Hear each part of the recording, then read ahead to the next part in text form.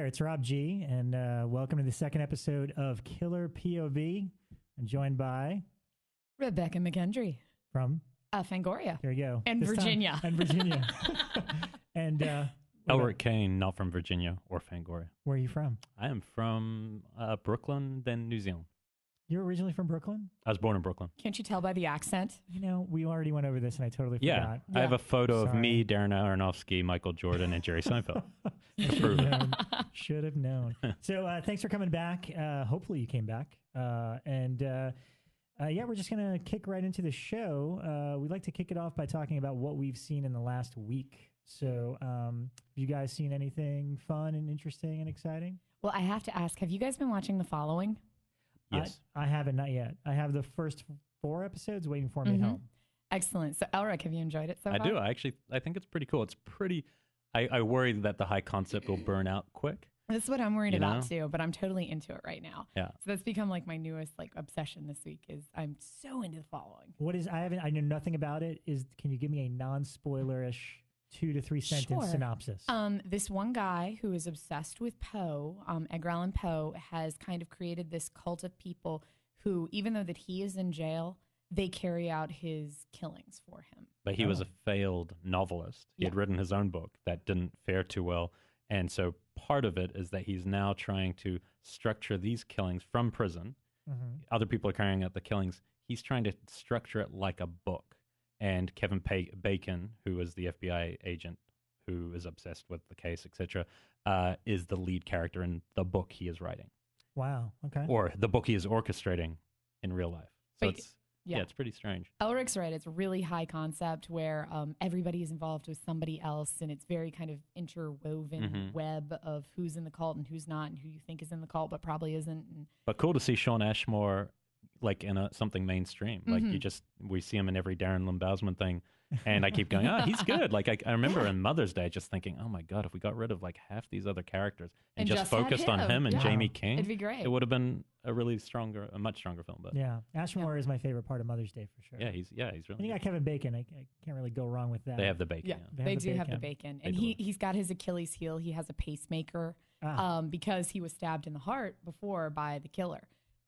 In prior run-ins, and so now he's got his weakness, his kryptonite. So. I see. And he ended up sleeping with the killer's wife, which complicates it. That's true. These are all non-spoilers. This is all first 5 minutes. Yeah, you find this out in like the opening. Yeah, there's a lot of information. Yeah. Oh man, I can't wait to watch these first 4 episodes. But it's fun. It's definitely fun, and I hope they can find some way to keep it going at that pace. If it was on AMC or something, I wouldn't doubt that they could keep it going for like 10, 12 episodes. But because it's on regular cable, there's probably like 20 episodes, 24 episodes. But they've definitely, I mean, like I always look at like the effects in the AMC shows are the ones where you're going to have your nudity or your crazy gore, but they've definitely been a little bit over top with this. Like I've been shocked by some of the things that they've shown. Interesting. And speaking of Poe, or a segue with Poe, one of the new movies I saw was called The Factory, which stars John Cusack. Was it good? I've heard of it, but I haven't seen it. It was all right. It sounds like a meh. It's weird. Yeah, it's John Cusack and Jennifer Carpenter, and I love her, obviously, from Dexter. And I guess it was made, it's been on the shelf for 2 or 3 years. It's a Warner Dark Castle production, one of the last. And it's kind of weird. It more borders on mystery thriller type of thing. Like Cusack's obsessed with finding this, serial killer that's been abducting prostitutes and stuff. And Jennifer Carpenter's his partner. And then his daughter ends up being one of the people that gets kidnapped. She's not a prostitute. That's not a spoiler. It's just that she gets mistaken for one because she's super young and wears all this makeup and stuff and just happens to be in the wrong place at the wrong time. And, it's all right. I mean, it's pretty standard, typical mystery thriller fare.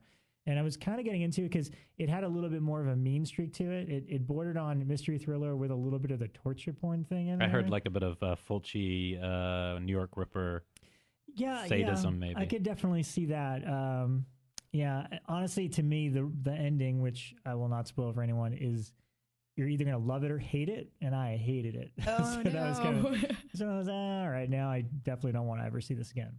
But, I like seeing Jennifer Carpenter in feature-length movies, so it was all right.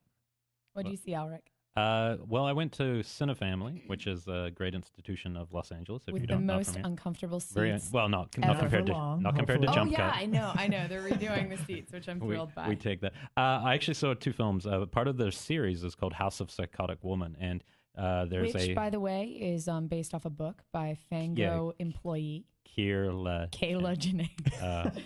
Kayla Janae. It's Canadian French. But she's written for a lot of different publications, right? She's one of our staff members too. Which is an actual autobiography of female neurosis through these films and her own, which sounds really fascinating. I'm going to read this book so I can speak more on this. What we did. Awesome, Kayla. We love you. Anyway, so I saw 2. One was not really horror, which was Secret Ceremony. It has Liz Taylor. It's, mystery, weirdo thriller, hilarious, very camp. I won't talk about that. It was fun. If you like The Room, it's like the $100 million version of The Room. That's what I would liken it to, but with movie stars. But what was amazing, I'm an old film fan, and I feel like I've seen all the horror films that are good. And anytime Drew had told me, he couldn't believe I hadn't seen this one. And so when I had a chance to see Full Circle, a.k.a. The Haunting of Julia, Richard LeCrane, Mia Farrow film, I loved it, and it's already gone straight to the list of my favorite horror films. It has a very reminiscent of Don't Look Now. It's not as good as Don't Look Now, but it opens with the brutal, even harder to watch death of a child scene. They're just sitting at a dinner table for breakfast, and they're all happy, and the kid literally just starts choking on a piece of cereal or something. Just the most. It's just awful to watch as these 2 parents are trying to bring her back, and then she's gone. And for the rest of the film, basically Mia Farrow, who's just in crazy land from the start of this film, very similar to Rosemary's Baby age.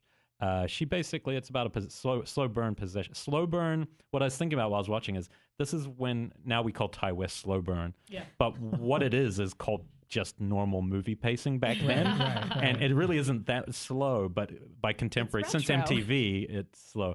But the score is incredible. And then basically she moves into this big house and is slowly being taken over by this vengeful young spirit of this young girl who had killed another child on a playground. Nothing to do with her loss, but because of her grief, she's more open to this position. And I just thought, it was creepy. The score was creepy, but there was just something about it I really enjoyed watching. I'd highly recommend. And I actually didn't watch that at Cinefamily. I saw the other one at Cinefamily, went home and watched this on Netflix streaming. Oh, okay. So he's just plugging Cinefamily. I am. Well, no, I did see the Secret Santa, and I got the inspiration to watch this because they were programming. So plug the non-horror movie from the Cinefamily. For Cinefamily. But okay. Go. I would recommend this one, especially if you have patience, if you like 70s filmmaking. And, Mia Farrow is she's creepy. It has one of the creepier ends I've seen in quite some time, and the score is really interesting. I really enjoyed it. And then, unfortunately, this is half a film. Unfortunately, last night, in advance of this, I thought, I like the cover of what was it, House at the End of the Street. Oh boy! I was like, this is a good cover. It had her face. It looked like Last House on the Left. And then I watched the first half of the movie. And it was like 12:30, and I went, this is the first time in a long time I'm turning a movie off. Yeah, I saw your Twitter feed asking if you should continue. And then the answer was Brian Collins saying no. No, you should just stop right there. But it was interesting, the shots of J-Law walking through the trees, I was like, this is pretty, all right, there might be something. And as soon as the drama starts and the story, it's literally almost unwatchable. What it made me think is you can't clean up exploitation films. And the same with the problem with what a lot of Platinum Dunes was doing is they were trying to clean up films that are meant to be dirty, they're meant to be nasty, and they're meant to go places that you can't go with these stars. Yeah. And that was my feeling. I might watch the end just to see how it ends, but I don't know. It's not worth it. Yeah. It was disappointing. It was very disappointing. I used to be one of those people that no matter how much I was not enjoying a movie, I would have to sit through the ending. I'd need to know the conclusion. But now that I'm older, I'm just like, man, I got better things to do with my life.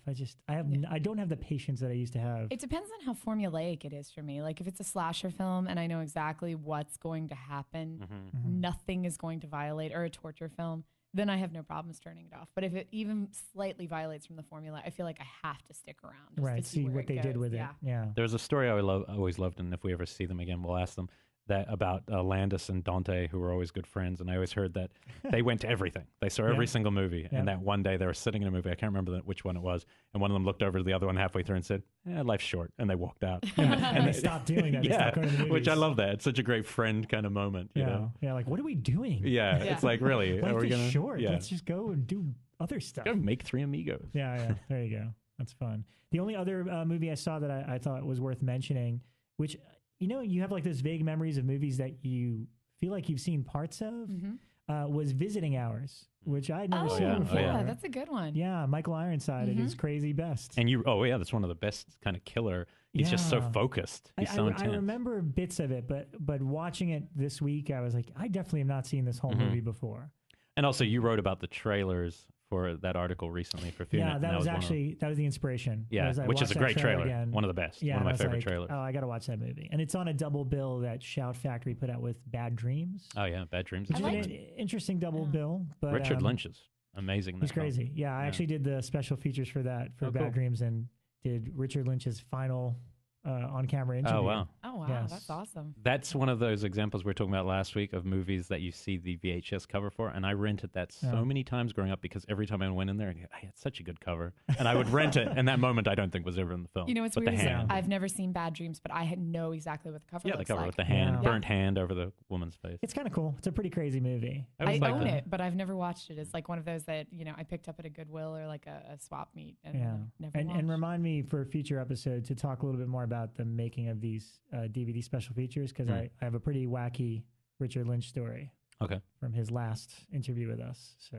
very cool. But alrighty, so well, there's one more that I have to mention because I talked about it last week. Haunting in Connecticut, Ghosts of Georgia. Has anybody else seen this? No. Not horrible. Not horrible. Not horrible. I have to say. There were parts that I was like, oh, come on. But I enjoyed myself, which I was shocked by. So I have to say, if there's any Supernatural fans out there that are just kind of looking for an afternoon to kill. Yeah. Wait a minute. I'm going to call you out on this one. Well, Haunting in Connecticut, Ghost of Georgia is not horrible with that title. So how do they explain the ghost? Okay. I can set this up as a Halloween 3 parable. It has nothing to do with Connecticut. Okay. They're never in fucking Connecticut. The whole thing, it starts in Georgia and it stays in Georgia. So it's just kind of like what's a good franchise we can attach to it? Oh, well, The Haunting in Connecticut. So why they didn't just call it Ghosts of Georgia? Or Haunting in Georgia. Yeah, or Haunting in Georgia. It was supposed to be Haunting in Georgia, but I think because it's been over 2 years since the Connecticut one came out, they're like, people won't remember unless we put it in the title. Yeah, it was ridiculous. Wow. They really should have just gone with Haunting in Georgia. Because the movie, I mean, it wasn't, amazing, but it definitely stood on its own. The first one? It's got a good cast. Yeah. The sequel. Yeah, it's not Is it terrible. the same filmmaker? No, I think it's a different filmmaker, right? Yeah. But yeah, it definitely, the plot was kind of inventive and it didn't piss me off. So why are you lying to us? I'm not. Elric, go watch it. I'm pretty sure that Brian Collins also gave it not a good review, but somewhat like, hey, it's not nearly as bad. It's not bad. It isn't. I swear, like if you're just like, when I was doing it, I was cleaning out my living room and I was like, okay, I'll throw this on. And there were moments where I definitely stopped going through my coat closet and just watched the movie for a stretch. Wow. So yeah, all right. That's my. He's not buying it. He's not going to watch it anytime soon. It sucks when you just lose all respect for a human just because of one movie. That's all it takes sometimes, people. Yeah. I'm gonna find you. You have to. Everybody has like that one bad movie that I have Terrorvision. Is one of my weak spots. Terrorvision. I love Terrorvision. That's good. I think we can go worse than that. Okay. Like I like Troop Beverly Hills. I think that everybody has one that they're You like. liked what? Troop Beverly Hills. Oh, I don't know. Shelley Long. Oh. It's just brilliant. No, okay, no, it's not brilliant. Dead Heat? Any Dead Heat fans? Oh, Dead Heat. Come on. Yeah, love it. Love Dead Heat. Shooting. Everyone's coming back to life. That's a great film. Joe Piscopo, not a single funny line in the movie. So I'm going to add Ghosts of Georgia to my, I probably shouldn't like this, but for some reason I do category. All right, next week we're going to come in with our best films that we love that we know everyone else hates. Okay. That sounds good. And we're all going to represent and see what happens. See if this gets ugly in here. Awesome. Good plan. I already got a good one. So we have some awesome guests that are like standing outside the door. Yes. So this is like a podcast with guests and the whole shebang. Yeah. No one filled me in. We're starting to figure out what we're doing now. So this is going to be a standard format. We made some calls this week. We made it happen. At least they're not intimidating, the two guests we chose tonight. Oh, here they come. I think, actually, like they two of me would equal one of them. So they are intimidating. All right. So welcome to the show. We've got Derek Mears and Tyler Main, gentlemen. Hey, how you guys doing? Hey, everybody. Man, I feel like a DJ with this. Is awesome. I'm ready to spin some wicked tunes. Do you guys want strawberries? Apparently, they left strawberries for us. pretty Well, neat. it's Valentine's Day, so. I'd like to say I trust you guys with those, but no, thank you. No, I'm good. I'm good. I've been to those Try Halloween the parties. strawberries.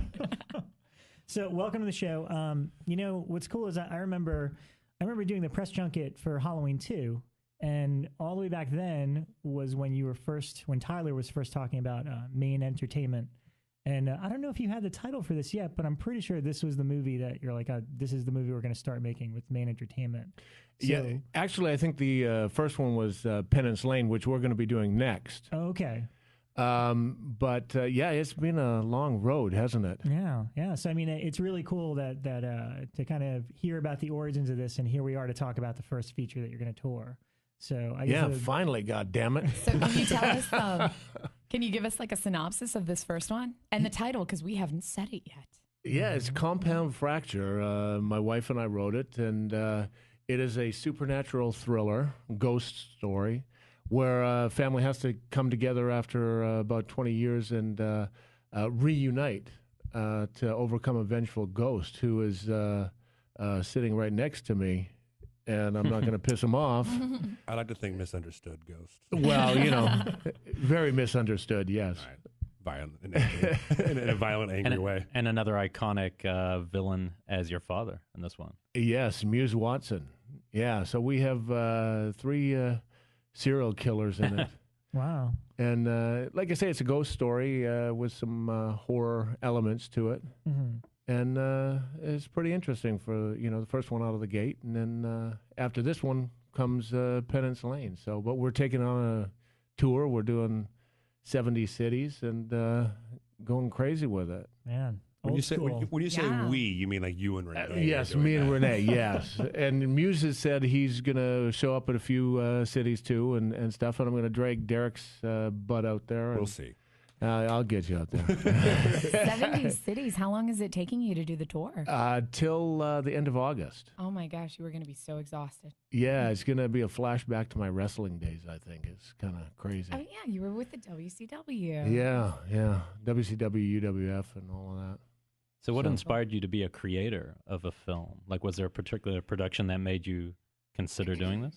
Well, I always wanted to be... Derek is playing with the fruit. It's called eating, Tyler. Focus on the question. You do your thing, I'm doing mine. Someone feed these to me now. These grapes are amazing. I'm eating grapes, by the way. People can't see that. Well, it is apparently Valentine's Day tomorrow, right? It is. What does that have to do with Valentine's Day? I don't know. Eat the strawberries. Grapes are romantic, don't you get? Yeah. Yeah. Nothing sells love more than a bunch of grapes, guys. Shout out. Aphrodisiac. Give What your was the woman the question gift of again? love. Give her grapes.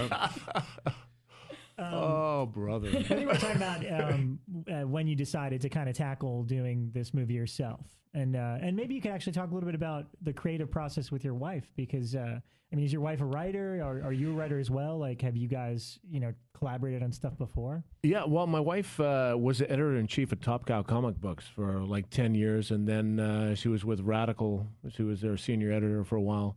Wow. And I figured that we should just team up and keep it in the family and do that. And it's been hell and fought down a lot of roads, but, it's turned out pretty good. So the tour will be a cakewalk with each other. Exactly. Good luck. Yeah, right. So, is there a website or anything that our fans can go to find this? Yeah, you can go to compoundfracturethemovie.com. And you can get tickets on there and see what cities. We're going to be announcing 10 more cities, I believe, Monday. And going to be releasing about 10 cities every week until we get the 70 released. And, yeah, it's going to be interesting. And VIP ticket holders are going to be automatically entered to win a bunch of cool prizes. We're giving away some props from the movie. We're giving away Daniel Roebuck's outfit, giving away one of his outfits.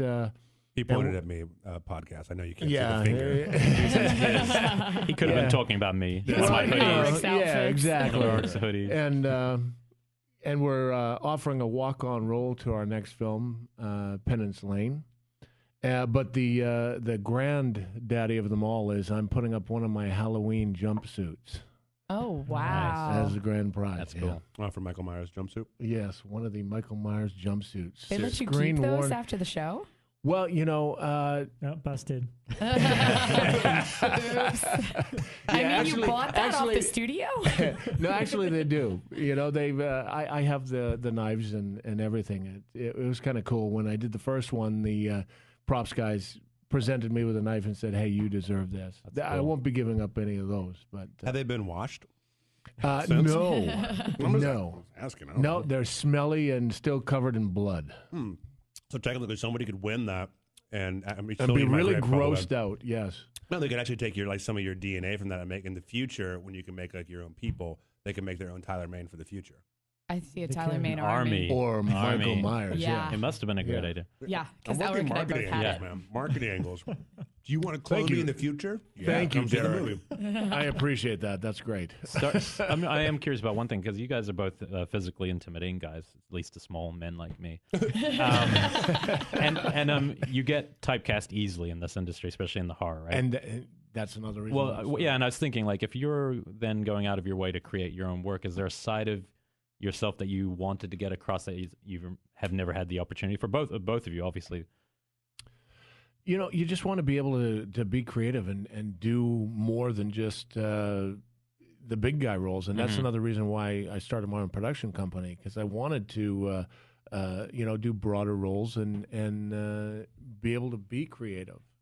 And we have 7 different projects that we're looking at doing that we're lining up. So we'll see what happens. So there will be different elements of Tyler. Different elements. It won't just be Tyler The Smash. romantic comedy. Right, exactly. We're moving away from Tyler Smash, which would also be a good production company. Tyler Smash. I like that. I think I might have to steal that. That'd be amazing, like meetings with producers, like other producers or studios, or if your company just Tyler Smash, and you just kind of you're very Cro-Magnon, like, oh, you want this? Look, guys, don't change the script. That guy will smash us. No, seriously, he'll destroy us. It's not selling Indonesia. That's funny. How exactly are some of the prizes and giveaways going to work? Can you explain how that's going to work for each screening?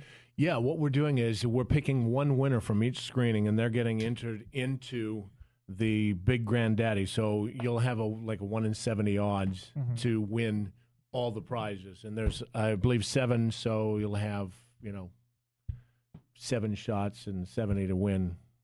And we'll be picking. But you're also doing like signings and posters and you're giving stuff like that out like at each screening too, right? Yes. I'm just trying to help out. I'm like, look angry at me like I'm an idiot. Yes, he's tired. Yes, Derek. Tyler Smash. The question that. for I'm all gonna the use that. fans, if they come out to the screenings, do they get to meet you? Well, of course, we're going to be doing meet and greets beforehand and going to be creating kind of a red carpet experience for them so that they can, take their pictures on the red carpet, meet me, and, see what it's all about. Very cool. Yeah. Yeah, it's And then nice that it say demystifies the process a little bit about how it is to make a film. If you're actually talking to your fans and the people who follow this stuff, it to me would make it feel like it's possible. You don't just have to be movie stars to get films made, Yeah, exactly. Hey, if I can make a movie, anybody can. What the hell? That's all I got to say. That's hilarious. But, it's a fun process doing it.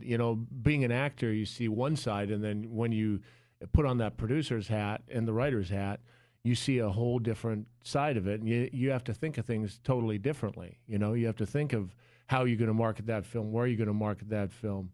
And as an actor, you just show up, you do your lines, you kill somebody if you have to, and then you go home.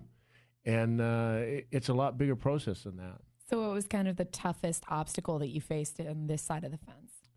On the producing side, 3 days in, I kind of got rid of my line producer, and I took it over myself. And with doing that, we came in under budget. So wow. Line production is something that most people would never tackle. That's impressive. Well, it's I've got investors that I'm responsible to, and I'm doing my best for them, and I wanted to make sure the money was spent wisely and not just screwed away. And the guy wanted the book, and I said, no, I ain't giving you signing power. So You said Tyler piss off. Smash. I said Tyler Smash. He got the worst of that one, huh? And then I brought Derek in to take him out into the woods, and he didn't come back. So I don't know. He got lost. Well, And we have him on line 4 right now, calling in from Poughkeepsie, unemployment land. Poor guy. So was it always a given that you wanted to work with people like Derek and Muse? Like, what was the casting process like? Because you guys have known each other for quite a long time, right? too damn long. I said, it's kind of, I'll let Derek tell you how I got him involved in this. No, I've known Tyler for years. We've been friends for a long time before the whole Jason and Michael things and whatnot. And it's just kind of weird that we actually play Jason and Michael. We live like a block away from each other. And we Wait, you were Jason? Holy shit, I never knew that. I would not be surprised if you have not seen the film. I'm completely on board for that. No, the casting process, I remember I was over at Tyler's house one night, and we were hanging out doing something. And he was like, hey, man, do you want to fight me? And I'm like, yeah, let's do it. He goes, in a movie? And I'm like, no, you already said yes. You said you're going to. I'm like, This is a great impersonation. I like this. Yeah, that was pretty good. Tyler Smash. Yeah, exactly. I remember you got mad at me when I showed up to set the first day. I'm like, dude, you got a jib. There's craft service here. It's like, what? Yeah, it's an actual movie, Derek. And I'm like, oh, I didn't. I thought it was like kind of like, holding the camera for like an iPhone with your friends. And I'm like, oh, I'll do Tyler a favor. That's cool. And I'm like, oh, he's like, shut up, just do your stuff. All right. Deal. The secrets of movie making. Yeah, right. No, that's the thing with making movies. You want to do it with your friends, because it's like going through the trenches. And if you can go through with people that you enjoy being with, it makes the process a whole lot better, And we've hung around for a long time, so I figured, why not let them try and beat the shit out of me in a movie? Yeah, that's funny. Yeah, a lot of fans are constantly like, "Are you guys ever going to fight? You're going to throw down ever?" And this is the kind of opportunity for us to give the fans kind of what they want and have us, without wearing masks, throw down. It's pretty cool. And this is the first time you guys worked together? Yeah, actually. Yeah, very first time. Oh my gosh! It was kind of cool. Like when we were setting up the first fight scenes, we were working together. And we were like, hey, wow, you know what you're doing. Hey, you do too. This is kind of cool. Yeah, that was really funny. Usually you're working with people, and, if you're working with other actors, they'll, hit you or something. You just want to kill them. But yeah, you spoke like the same language and the timing and the rhythms, like the right. Like, oh, this is working out. Like, oh, nice reaction. All right, cool. Let's shoot this. Wow, I feel like you guys worked together before. Because for those of you who aren't in LA, there's red carpets in LA all the time for various horror events, and I always see you two together. That's because we carpool. Well, we live like a block and a half away, so from each other. It's easier that way. Now, what about, I guess one of the biggest hurdles now is the part you're coming to, which is distribution, and taking the tour is obviously one way to bring the film to the fans and kind of a grassroots way to get your message out. But have you been looking into traditional forms of distribution? Yeah, we've had several different companies that are interested in it, but I wanted to do something like this for the fans first before we take it to that next level. And we're reviewing a lot of options and seeing what we're going to do. We've got a lot of foreign companies that are wanting it, but I want to make sure I do this tour first to kick off main entertainment right and give something back to the fans. Because it seems like films can disappear really quickly otherwise. It seems like somebody can stick it up on VOD for 2 weeks. It plays once in a theater and then it's gone, something that you've worked all this time on. Yeah, Whereas this is a way to go. This is, the life of it. You're giving it life. You choose where it goes. I like that. You're giving it the awareness that it deserves, because a lot of the times, it's like picking an agent in Hollywood. You never know if they're going to work for you or not, or if that distribution company is just going to put it on the shelf because they have something else like it. And, like I say, I've got my investors to look out for, and me being one of the major investors, I'm going to look out for myself. So, yeah. Well, is a tour like that expensive to put on, like the actual act of putting on your own tour? It is very expensive. They better support it. I'm like, holy shit, the bank account's going down. But, like all kinds of things. You got legal issues you got to deal with, and then you rent out your theaters, and there's a lot of upfront costs. Did you get a sweet tour bus? No.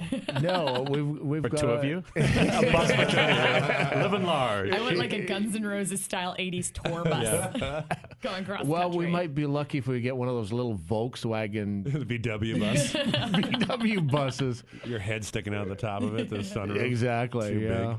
That'd be hilarious. A Scooby-Doo bus or something. I don't know. I'm for it.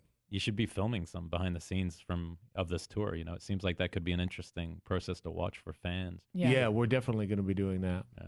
Well, that's why I think it's so interesting is in general with the business right now. Things are changing so fast in Hollywood that people have their own homes. They have access to making their own films. Like it's not that far away. If someone's talented and that craftsmanship is there, you can make a quality product and put it out there and have other people enjoy your art. Mm-hmm. And it's all about creating. So many people wait to create, going, oh, when Sony calls me or when Warner Brothers calls, I'll get that role finally. And now's the day and age. Like, go and do it yourself. If there's something you want to do, we're all creators. Don't sit around and wait. Make your own stuff, and then it doesn't even matter with Hollywood anymore. I mean, you can distribute it yourself on the internet and whatnot. But also, it forces people to the cream kind of rises to the top where they'll come to you if it's a quality product. So yeah, I mean, look back at Paranormal Activity. Oh, for sure. It's so where things just start changing. And before that, Blair Witch, but Paranormal Activity really, I mean, just a crazy shift in what somebody could pull off. For sure. You too can do it at home. Yeah. Do it now. There is no perfect storm for filmmaking. It's never going to be your ideal conditions. So you just kind of have to go out and do it whenever you can. Yeah. And have fun doing it. Exactly. That's the main thing. I mean, if it's not going to be fun, I don't want to be there. Right.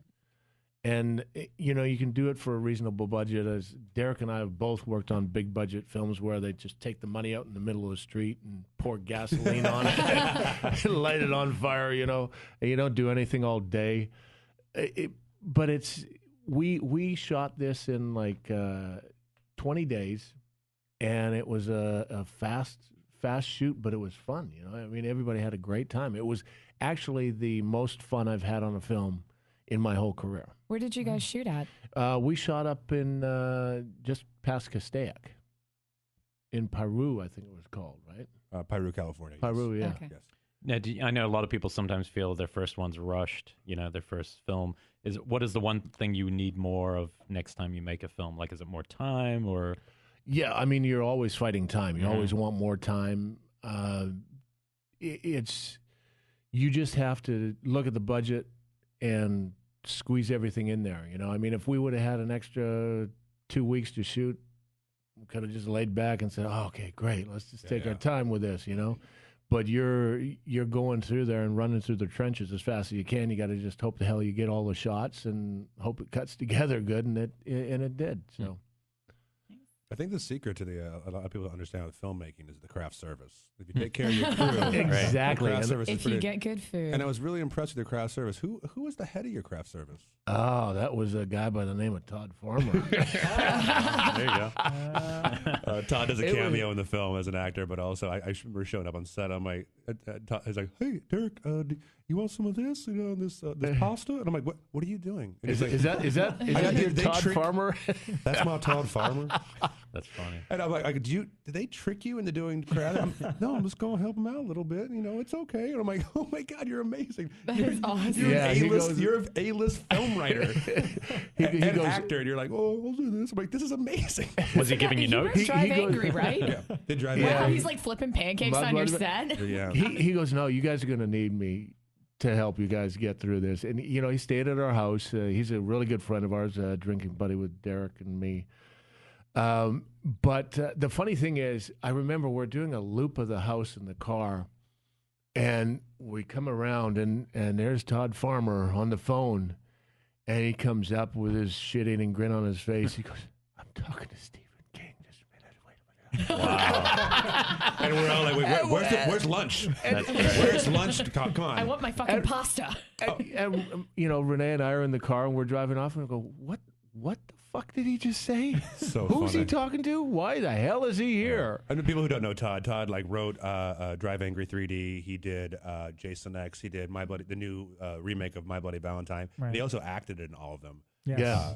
Most of them he's naked, which is Yes. hilarious. Well, when you're the writer, you can write those scenes That's for true. yourself. Yeah. Yeah, we kept teasing him, going like, how does that work, Todd? Like, okay, this is the scene where the guy has sex with a hot girl. Guys, I think I'm gonna do this one. I think. What are you? Is he naked in Compound Fracture? No. Oh, Thank God. Not on screen. Taking a stretch. Yes, not. but while he was serving that pasta, Yeah. you just could not get pants on him. That's so funny. Yes. He's gonna kill us once this comes out. He's like, thanks, guys. We need him on our show. Oops. I've always wanted to talk to him. We'll get him on, I'm sure. He's super fun. What was the most surprising aspect of the production for you? I mean, a lot of times you're working on something and you're doing it on such a tight schedule. Sometimes, interesting happy accidents come out of certain scenes or things because of time. So was there something surprising about the shoot that kind of stands out for you? Yeah, that we got it done. No, I mean, it was just like from right down to finding the location. The location, we didn't have it locked until like less than a week before shooting. And we had to load it. We had like not even any time to load in. So we were just kind of loading it in and hoping the hell the house would look good. And it was the executives of the Farm and Land Company. And it turned out actually really cool where the house actually has its own kind of vibe to it, which is really neat. And that all just happened by just throwing a bunch of shit into this house and making it look cool. I noticed black magic and the occult was kind of running through from the trailer that I saw. I was wondering, what kind of research did you guys do in the writing of that? Yeah, that's my wife. She did all the research. Yeah, she did a ton of stuff. And, she'd come up with things like salt lines to keep. Right. And I'm like, really? She has a name. You don't have to say my wife. Renee Geerling. My silent partner. wife, Renee Geerling, yes. My She's better also half. one of the lead actresses in the film as well. I've said her name earlier. You said my wife every time. Well, good Lord. You're busted. I'm gonna start a fight. Thanks, Happy Derek. Valentine's Day, everybody. Yeah, You should take her home some grapes. I will. He licked them all. So speaking of Valentine's, what do you guys for your significant others? What are you guys doing for Valentine's Day? What are you getting? What are you? I'm going to do what I usually do: get naked and wait in the chair for her to come home at night. With a few rose petals and So frightening. I'm bringing a few rose petals and some of Todd Farmer's pasta. And then away we go. I'll bring home a naked Todd Farmer to my wife. Oh, but Present her. For you, darling. Do you and Selena do anything romantic? We had a baby, and so no, not anymore. We did, but no. Now it's just like, oh Christ, maybe we can go to a drive-in. That's about it. It's like, Wow. That's hilarious. yeah, it's bleak. Yeah. I'm 9 months pregnant, so there's no romance right now. It's just a lot of me whining and crying and Yeah, you're holding up pretty well now. There hasn't been any whining. I know. These are like the saddest ansers ever.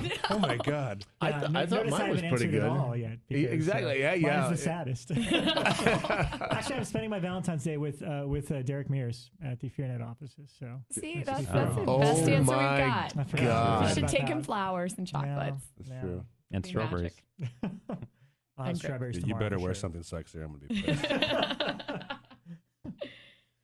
Well, You should greet him naked, with some rose petals and some grapes. I think that would be hilarious. I don't think my coworkers would find it hilarious, especially Peter Block, but that's okay. So, Well, it's worth a shot. yeah. For Geek Nation, because we are on something called Geek Nation, can I ask one geeky question? Go for Okay, it. iconic question. Something that I'm just genuinely curious because both of you played iconic villains or characters. I'm curious, the one thing that you obviously took a lot of research from watching the other characters be played, both Michael and Jason. I'm curious, what's the one thing that you did that you tried to bring to both characters of yourself or of your own research to those roles, and how, just something that maybe no one had thought of before, some sort of, whether it's physical or mental. I'm always curious in those kind of things. Nerd question. Yeah, we are in Geek Nation, so I figure we better ask. It's fair. Yes, why not? It might be going back a few years, Well, the thing with you mean for the Michael Myers? Yeah, for Michael and Jason. For Michael? For both of you. I just wanted to make him more than a one-dimensional character, because Michael Myers in the past has been pretty one-dimensional. They called him the Shape for a reason, right? Yeah, what the hell? Whatever. And so I wanted to just give him some feeling and some depth, you know, so people would get sympathetic to him a little bit. And they ended up doing that. And we had to go in and reshoot the first Halloween because the test audience was too sympathetic to Michael Myers, which is kind of interesting. Yeah, for sure. For myself, I did I mean, being a fan of a huge horror nerd before I got hired, I knew the guys, you know, Friday the 13th was my favorite horror series before I was brought onto it. And so I was aware of the character, but you, as an actor, you have to push that away and forget about that and take the script as your blueprint and do your own thing with it. There were times where I did like little homages, like certain takes, and sometimes they came out and sometimes they didn't for the character. But this time around, the Mark Swift and Damian Shannon, they actually wrote him, from their words, they go, before he was more of an entity, and now he's actually a character. And so I myself, a lot just for my own thing, I did a lot of research on like child psychology, being that he saw his mother get murdered in front of him at a certain age, and find out what the developmental process that he missed. Fear of loneliness, like let's say loneliness about the effects on that has on a human being, and being that he's by himself. I read books on military personnel who are separated from their groups and the whole survival mentality. But what my overall goal was, I mean, I'm a huge believer as an actor. If your face is covered, a lot of people think, oh, you're a big guy, you're going to act with, I'm a body actor, I'm going to act with my eyeball, because you can see my eyeball, and that's not me. That language is only 10% of communication, and that if the mask is on or off, I'm still you're committed to the scene sincerely. That energy that you're creating is going to be transferred to the mask and captured on camera. So I guess in a long journey to answer your question, I think what I really wanted to try to do with Jason is bring the humanity to the character in all aspects of it, to understanding where he's coming, but also for the intense emotional scenes. Like for myself, I played a lot.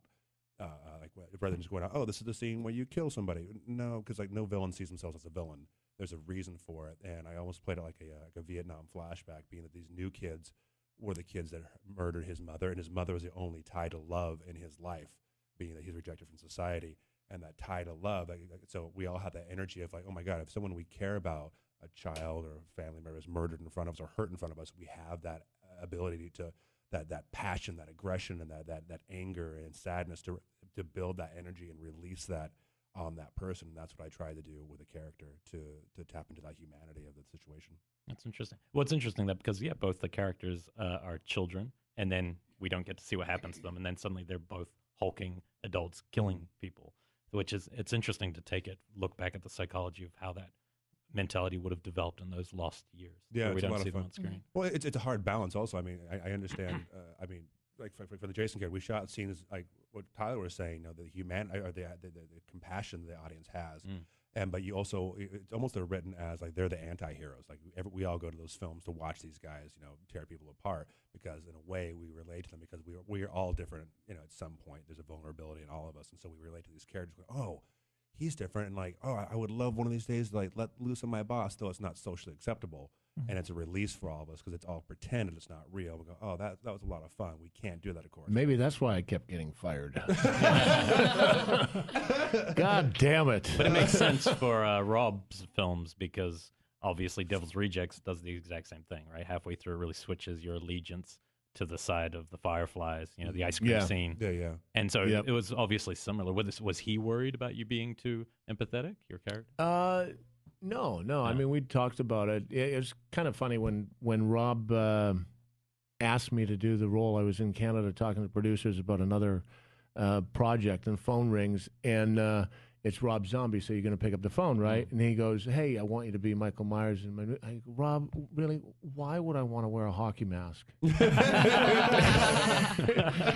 And he goes, wrong movie, dumbass. So that's how much I knew about it from the beginning. But That's fantastic. I'd seen it when I was younger and stuff like that. Yeah. But anyhow, where were we going with that? I don't know. Well, can I say that? No idea. For both of you, I one of the things that stands out for me as a fan from the way both of you portrayed those characters is how much acting you did behind the mask. And one of my favorite aspects of Halloween, in particular Halloween 2, I know they said on the first one, I think it might have been Rob who was quoted as saying, is that like, everyone was saying, "Oh, you changed the expression on Michael's mask, like to make him look like he's, and he's like, no, that's Tyler through the mask that you're seeing." So I remember I did a set visit in Georgia for Halloween 2, and in Wayne Tott's trailer, I saw the half mask. Yeah. And it's like, what's that? And it's like, oh, well, half of Michael's mask fell off, so you could see half of Tyler's face.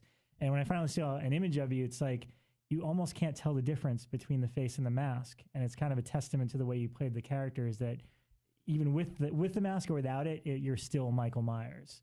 So I thought that was the coolest thing about 2, was having the half mask and being able to see both, behind and in front of it. Yeah, both sides of them. Yeah. Yeah. Yeah, it was interesting because for the first one, people thought that there were like 6 different masks for the emotions, and no, there's just one. Right on. But it's like Derek says, it's all body language. It's how you present yourself. Why are you shaking your head? No, didn't really say that. You did too. That's not what I said. Well, you said something like that. You went on and pontificated a bunch of shit. Every time I talk, I feel every time I talk, you just kind of shut off and you wait for your name to be said, and then you're like, oh, Derek. What did Derek say? No, it's all right. What? Nothing. See? Exactly. Unbelievable. No, I was listening to you. I really was. Unbelievable. So was everybody in the audience.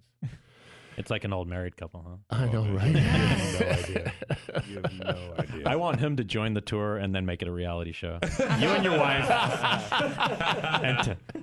Oh, that'd be hilarious. Oh, God. What would we call that? Tyler Smash. VH1 just greenlit it. We didn't even have, this hasn't even aired. This isn't even live, and it's been greenlit. That's what we should do. We should have our own reality show where we go and debunk like horror rumors or whatever, like go town to town like ghost hunters, but more like with monsters. Like, no, that's stupid. How about we punch you in the face? All right, scene. Look, I like it. Let's do it. Everything I say is not gold. This can be edited out, okay? Sometimes I throw the dart of fun, and it doesn't get a bullseye. Miss the board. I miss. All right. So, before we wrap up, how will people who aren't going to be, let's say, in these cities, are going to be able to see this film? Are they going to have to wait till you come to town? Or is it going to be some other forms of distribution? Right now, it's the 70 cities, and then we're going to be releasing it probably afterwards, but it won't be in theaters. This is their chance to see it in theaters. So hopefully we'll be close, and they can get their asses out to the theater. And, how's that for a sales pitch? So threatening. And the first show, did we say when the first one kicks off? First one is March 14th in Saskatoon, Saskatchewan, my hometown, going back to Canada to kick it off. So it is a North American tour. Right on. Going there, and then to Regina, and then we go to Charlotte. Wait, to where? Regina. Oh. Not vagina, Regina. I was going to say, I've been there. It's not a fun place. It is it's hot, cramped. Happy Valentine's Day. Yeehaw. Well, actually, Tyler, I had one more question for you, because you guys kind of have a Holliston connection, because Derek worked on Holliston with Corey English, and a trailer for a movie called Devil May Call. Is that what it's called? Yes. Devil May Call just debuted last week, and it's Tyler and Corey English. So I wonder if you could talk a little bit about that, because I tend to be on top of things, but this one kind of came out of nowhere. Yeah, we just shot it just before Christmas, and they've been putting it together real quick, and found out that Corey was pregnant the whole time. I'm throwing her around and beating her up. I'm like, oh, God. But it was a lot of fun, and it turned out really cool. Yeah. All right. I hope that wasn't supposed to be a secret, Tyler. I hope that wasn't supposed to be a secret. Yeah, I hope not to. Yikes. Well, the producer told me so. There you go. I'll text her. Well, yeah, that's it. I don't know. I'm edit that out, will you, in the booth there? Yeah. Just in case. Actually, I'm looking forward to seeing that, because just the height difference between the two of you, because Corey's like 5 foot nothing, and you're 6 foot. Oh my God, like gigantic. You're like 6'8". Yeah, I mean, it was a lot of fun working with her. How do they get the two of you in the same frame together? Put her on about 10 apple boxes. Have you guys seen the trailer to this yet? I haven't. I'm actually trying to pull it up on my iPhone right now. I'm not over here texting. Yeah, I think and I'm just imagining it. I'm just physically. Yes. So Corey plays like a blind suicide. Is it a suicide hotline? Yeah, it's a hotline personnel, and I call in to her she tries to talk me off the ledge, and then things go terribly awry, and I find out that she is quitting there. And you're not happy about that. Not happy about that, and I decided to show up. We should just give like an audio. Like we should like do an audio trailer right now. I could play Corey. You could play you. Oh my God, this office is so crazy. Oh man, so small. I can't see anything. Hello, the phone's ringing. a man without hope. Oh my God. Called the one person. Oh, so That's a good yes and. Yeah. Yes and no. All right. We're getting the finger wrap from the booth saying it's The time booth to is- go to our news headlines.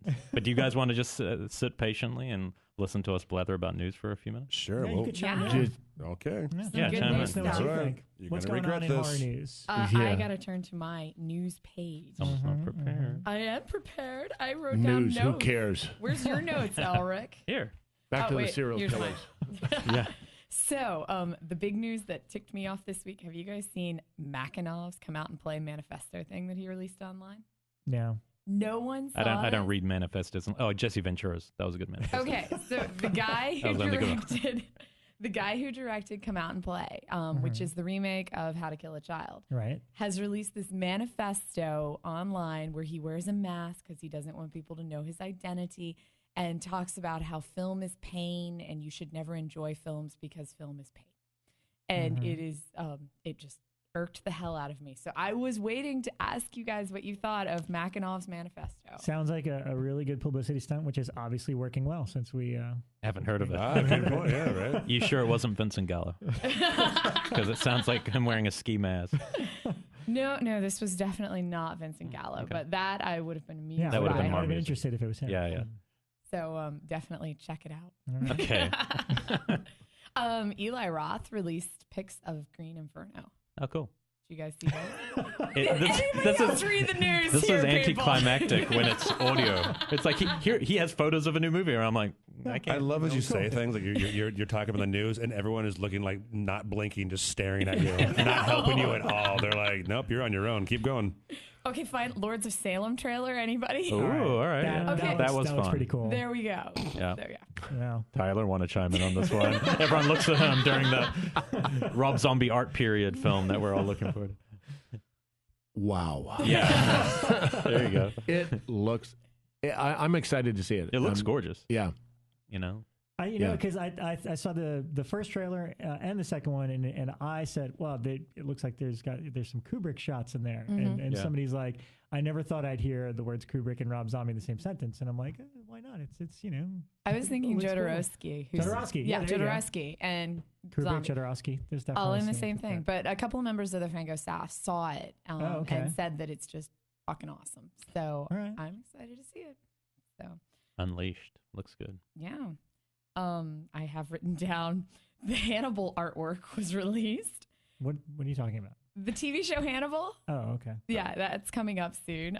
There was a trailer for Maniac. The UK cut came out. Yes, I'm a big fan of that. Okay, so you paid attention to that Yeah, one. yeah. And I also then- read AMC Walking Dead came back huge ratings, obviously, and then I read because of that they greenlit a show called The Terror that is going to be based on a novel about 1847 naval expedition. They're going to the Antarctic and some creature comes on board and terrorizes them. It's And this is a TV show? this is going to be a TV show called The Terror, and so the only question, like with Walking Dead, the scope, you can see how it can keep going indefinitely. When somebody tells me a creature's getting on a ship, I'm not really sure how you maintain that, but who knows what the show will be. But, you know, they're going to horror for these long format shows is interesting. It's an interesting shift because TV never would have done that, you know? Yeah, but so many have failed Right. Recently. I mean, Park Avenue 666, well, that the one just Oren kind of Peli one. exploded.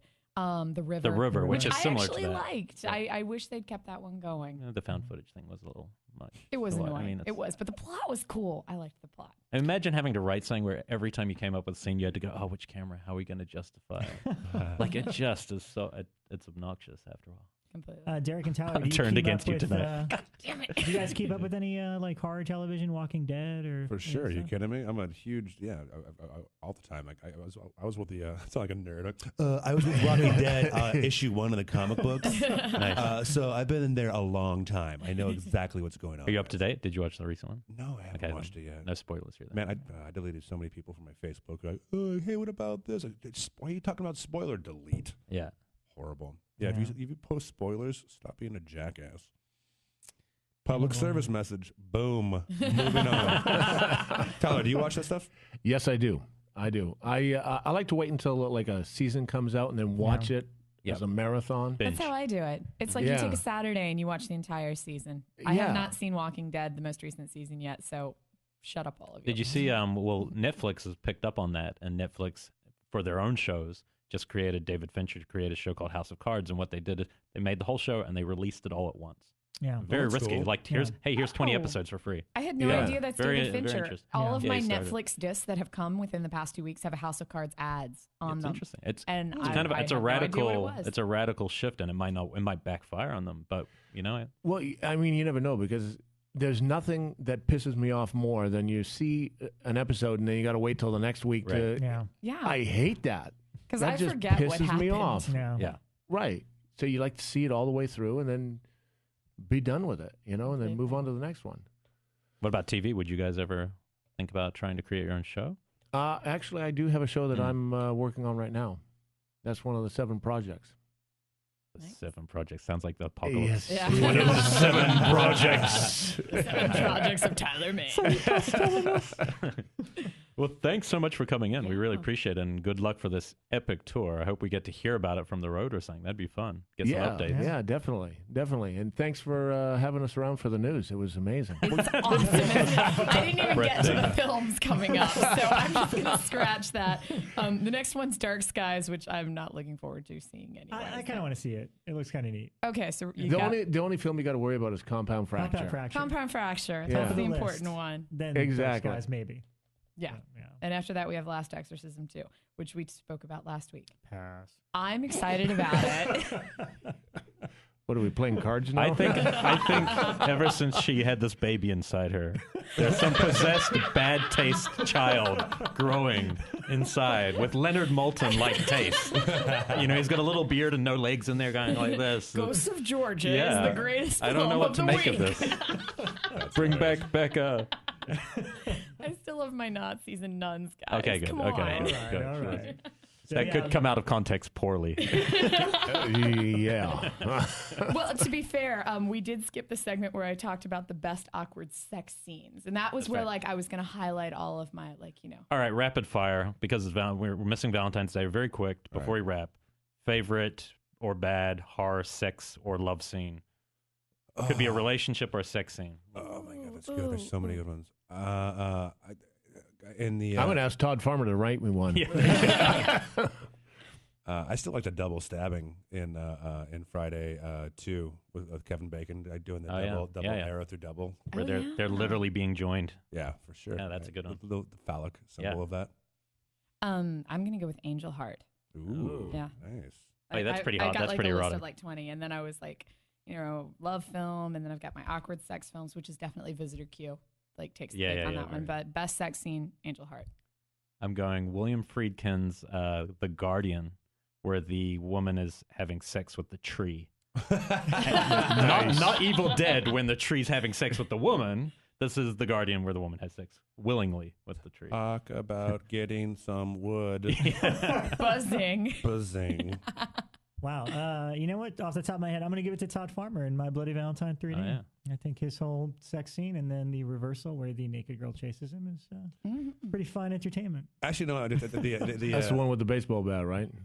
Is that the one where he gets the baseball bat in the eye or whatever? Or am I thinking of a different film? No.